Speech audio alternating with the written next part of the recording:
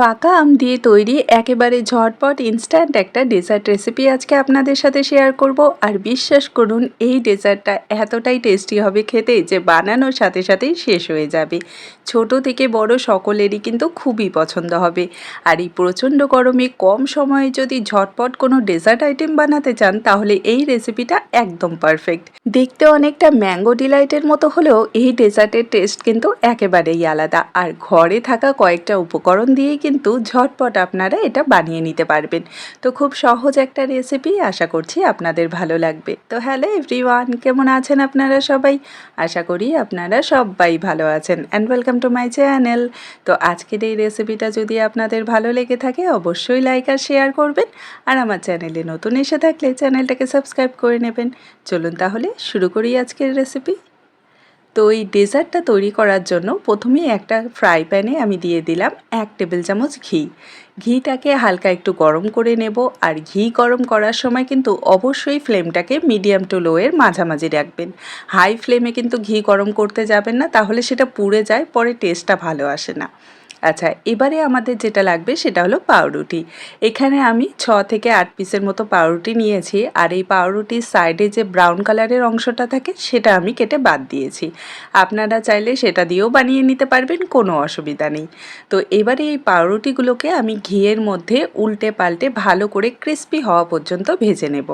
আচ্ছা, এই রেসিপিটার জন্য চাইলে আপনারা কিন্তু এই পাউরুটিগুলোকে সাদা তেলে ডিপ ফ্রাইও করে নিতে পারেন, কিন্তু ঘিয়ে ভাজলে টেস্টটাও অনেকটা ভালো আসে আর তার সাথে খুব বেশি তেলেরও প্রয়োজন পড়বে না। ঠিক আছে, তো এখানে দেখুন আমি ভালো করে হালকা লাল কালার আসা পর্যন্ত পাউরুটিগুলো ভেজে নিয়েছি।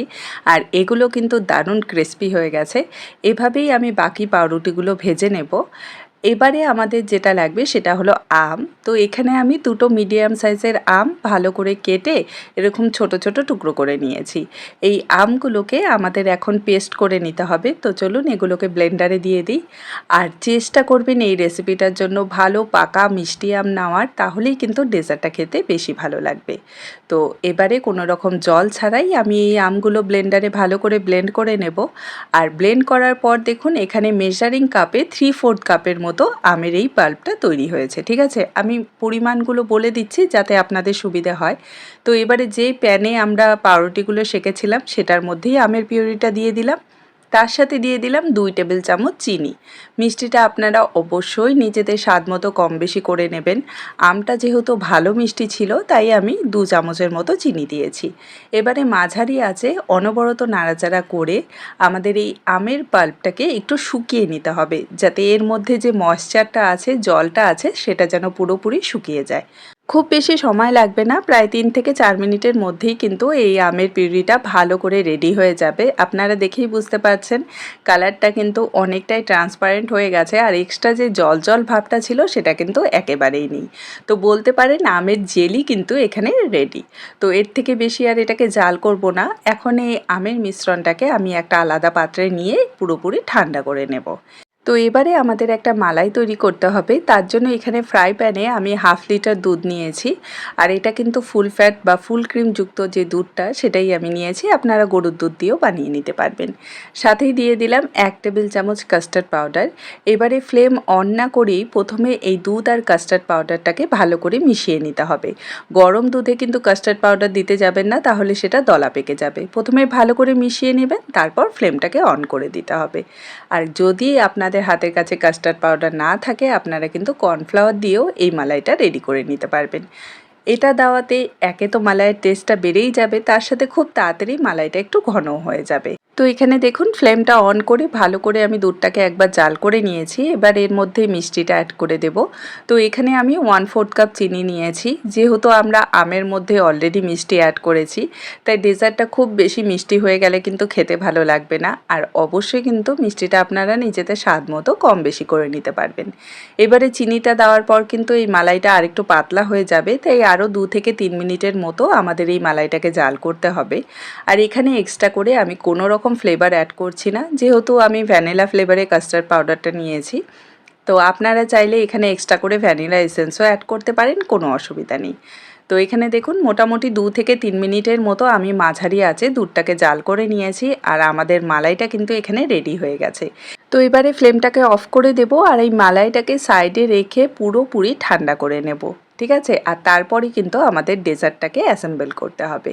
তো আজকের এই ডেজার্টটা তৈরি করার জন্য আমি এখানে একটা কাচের বোল নিয়েছি, আপনারা যে কোনো পাত্রে এটাকে সেট করে নিতে পারবেন, কোনো অসুবিধা নেই।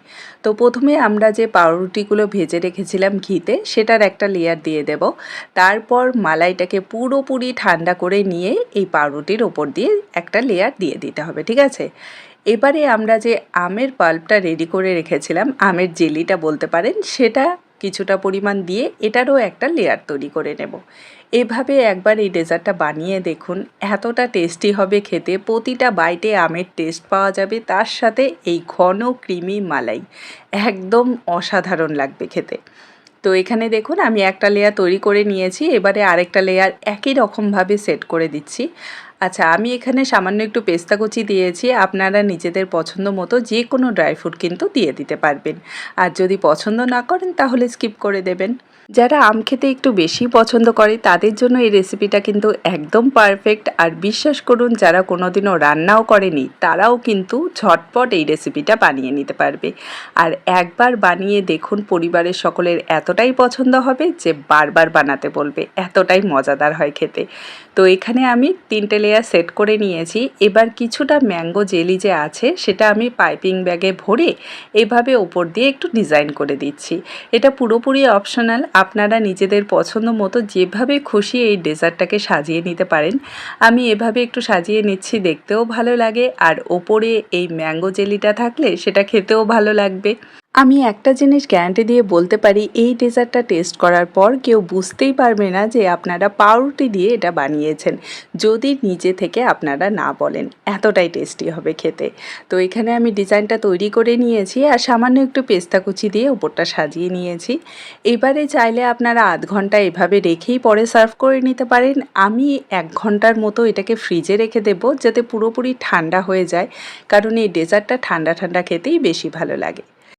তো এই যে দেখুন আমি ফ্রিজ থেকে ডেজার্টটা বের করে নিয়েছি, আর এখন চলুন আপনাদের এটা কেটে দেখিয়ে দিচ্ছি যে কতটা সুন্দরভাবে এই ডেজার্টটা সেট হয়েছে। মুখে দিলেই মিলিয়ে যাবে, এতটা সফট এটা তৈরি হবে, আর প্রতিটা বাইটে আমের টেস্ট অসাধারণ লাগবে। এই প্রচণ্ড গরমে এমনিতেই কিন্তু আমরা রান্নাঘরে বেশি সময় থাকতে পছন্দ করি না, তাই সব সময় চেষ্টা করি আমরা যে কম সময়ে টেস্টি কিছু বানাতে। তো তার জন্য এই রেসিপিটা কিন্তু একদম পারফেক্ট, অবশ্যই একবার ট্রাই করে দেখতে পারেন। তো আজকের এই রেসিপিটা যদি আপনাদের ভালো লেগে থাকে আমাকে কমেন্টে জানাতে কিন্তু একদমই ভুলবেন না।